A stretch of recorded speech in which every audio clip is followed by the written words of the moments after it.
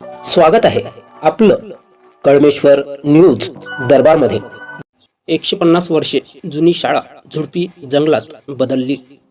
समाजकंटकांचा अड्डा, प्रशासनाची उदासीनता, दुर्लक्ष उघडकीस।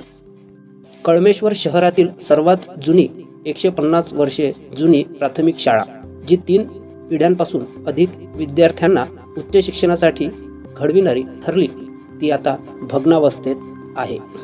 शहराच्या मध्यभागी कळमेश्वर बसस्थानकासमोरील आणि ग्रामीण रुग्णालयाजवळील या शाळेचा परिसर सध्या झुडपी जंगलाच्या अखत्यारीत असल्याचे दिसते।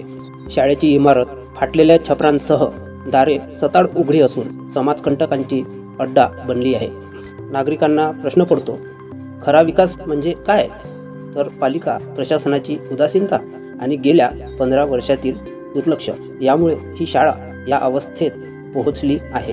गेल्या 10-12 वर्षांपासून कळमेश्वर पालिकेत सत्तारूढ भाजप सरकार असून राज्यातही त्यांची सत्ता असताना झुडपी जंगलाच्या या जागेचा प्रश्न अद्याप निकाली का निघालेला नाही, हा प्रश्न नागरिक उपस्थित करतात।